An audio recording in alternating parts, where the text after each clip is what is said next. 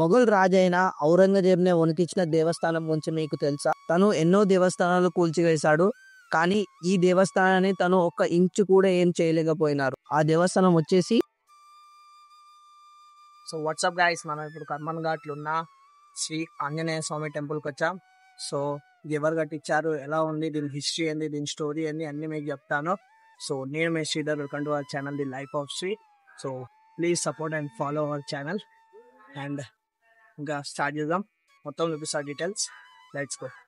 క్రీస్తు శకం 1143 సంవత్సరం కాకతీయ చక్రవర్తి అయిన రెండో ప్రతాపరుద్రుడు తన విశాలమంత సైన్యంతోని లక్ష్మీగూడ అనే అడవిలోకి ప్రయాణం సాగించారు. కాసేపు తర్వాత ఆయన ఒక చెట్టు కింద విశ్రమిస్తున్నప్పుడు దూరం నుంచి పులి అరుపు వినిపించింది. ఆ అరుపు డైరెక్షన్ లో వెళ్ళినప్పుడు అక్కడ వెళ్ళి చూస్తే అక్కడ పులి లేదు, కానీ శ్రీరామ్ శ్రీరామ్ అని దివ్య నామం వినిపించింది. ఆ శబ్దం వస్తున్న చెట్టు దగ్గరికి వెళ్ళినప్పుడు అక్కడ ఒక శిల్ప రూపంలో పద్మాసనంలో ఉన్న స్వామి ధ్యాన ఆంజనేయ విగ్రహం కనిపించింది. అదే రోజు రాత్రి ప్రతాపరుద్రుడి కళలోకి శ్రీ ఆంజనేయ స్వామి వచ్చారు. నేను ఇక్కడ స్వయం రూపంలో ఉన్న నాకు ఇక్కడ ఒక మందిరాన్ని కట్టించమని ఆదేశించారంట. తర్వాత రోజు తన పరివారం పురోహితులతో శుభముహూర్తంలో మందిరాన్ని నిర్మించడం మొదలు పెట్టారు. ఇది వచ్చేసి 17th సెంచరీ. అండ్ 17th సెంచరీలో క్రూషల్ రూలర్ అయిన ఔరంగజేబ్ మన హిందూస్ టెంపుల్స్ మీద దండయాత్ర మొదలు పెట్టారు.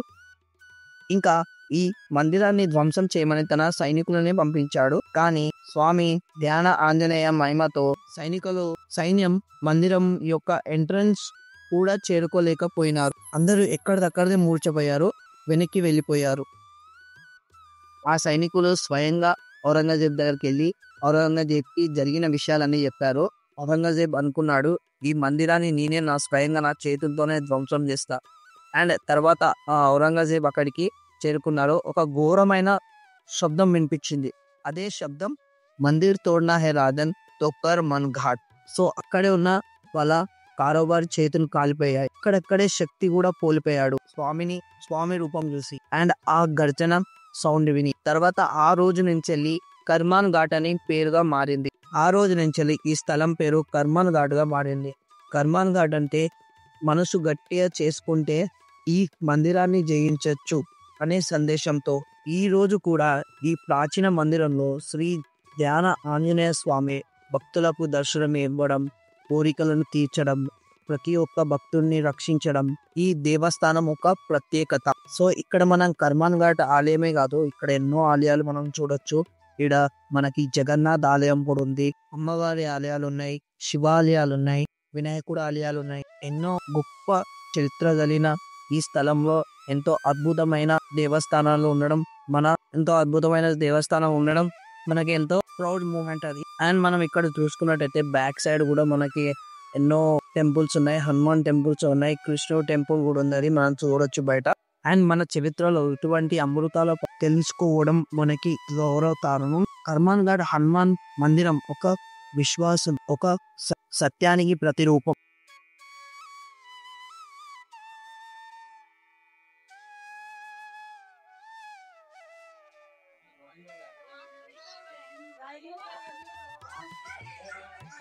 సో గైస్, దర్శనం ఇట్లా అంతా కంప్లీట్ అయిపోయింది. అండ్ ఇక్కడ ఓన్లీ హనుమాన్ టెంపులే కాదు, సో శివయ్య టెంపుల్, ఇంకా దేవత Durgamata temple and Srirama temple, చాలా టెంపుల్స్ ఉన్నాయి ఇక్కడ. సో మీరు కూడా విజిట్ కండి, చాలా అద్భుతమైన ప్లేస్. నేనైతే ఆల్మోస్ట్ 2 to 3 hours దాకా అంటే 2 to 2.5 hours ఈయనే ఉన్నా. అంటే చాలా పీస్ అండ్ కామ్గా ఉంది ఇక్కడ ప్లేస్. సో బాగుంది. సో ఇది హిస్టారికల్ ప్లేస్ అని నాకు తెలిసి. సో చూద్దాం, మొత్తం స్టోరీ అంతా చెప్పాను కదా. సో అదే గైస్, సో ఇప్పుడు ఇంటికి వెళ్ళిపోతా, రెస్ట్ తీసుకుంటా. అండ్ ఈ వీడియో మేబీ రేపన్నా, అంటే మండే ఆర్ ట్యూస్డే అన్నా రావచ్చు.